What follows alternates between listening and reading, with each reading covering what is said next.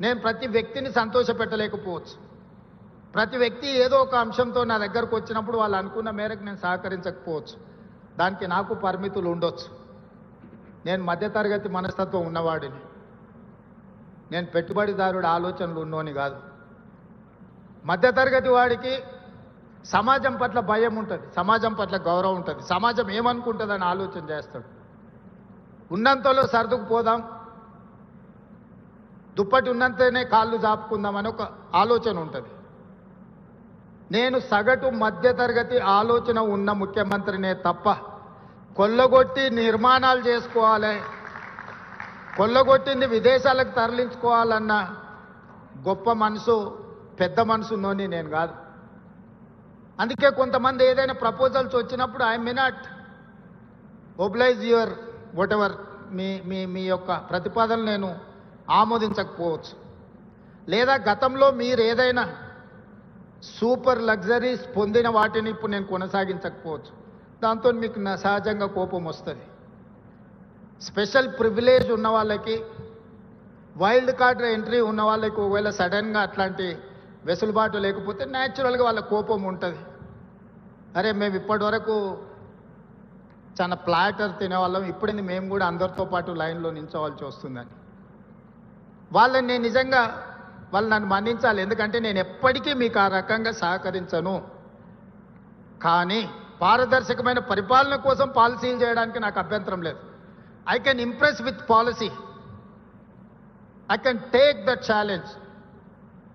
నేను ఓపెన్ మైండ్తో ఉన్నాను. మీరు పాలసీ ఏమైనా చెప్పండి, ప్రజలకు ఉపయోగపడేది, మీ రంగానికి ప్రయోజనం చేకూర్చేది, తద్వారా తెలంగాణ రాష్ట్రాన్ని అభివృద్ధి పదం వైపు నడిపించడానికి, హైదరాబాదు నగరాన్ని దేశంలోనే కాదు ప్రపంచంలోనే గొప్ప నగరంగా తీర్చిదిద్దడానికి మీ ఆలోచనలు పంచుకోండి నాతో. మీరు అందరు ప్రపంచాన్ని అంతా చూస్తున్నారు. నాకు 10 ఫ్యాక్టర్స్ ఉంటాయి, కానీ మీకు only 1 factor, that is construction, that is infrastructure, mass development. Trunk infrastructure ఎట్లా చేయాలి?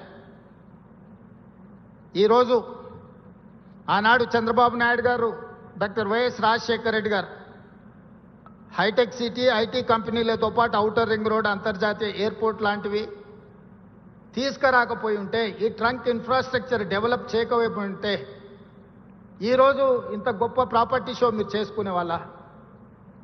ఆ రోజు ఆ విజన్ చేసినప్పుడు కూడా ఆ నాయకుల మీద కూడా అలిగేషన్స్ వచ్చిన, ఔటర్ రింగ్ రోడ్ అనుకుండలాగా మారింది అన్నోళ్ళు ఉండొచ్చు. హైటెక్ సిటీ పక్కన వాళ్ళకి కావాల్సిన వాళ్ళకు భూములు ఉన్నాయి, ఆ భూముల కోసమే హైటెక్ సిటీ కట్టిండని అనుమానాలు ఉండొచ్చు, అపోహలు సృష్టించి ఉండొచ్చు, కొంతమంది ఆలోచన చేసి ఉండొచ్చు. ఎక్కడ ఏ డెవలప్మెంట్ చేసినా ఎవరికో ఒకరికి డెఫినెట్గా బెనిఫిట్ అవుద్ది. ఇప్పుడు నేను ఫ్యూచర్ సిటీని, భారత్ ఫ్యూచర్ సిటీని ఒక కాలుష్యమైన నగరంగా మార్చాలనుకుంటున్నప్పుడు ఆ కాలుష్యాన్ని తొలగించి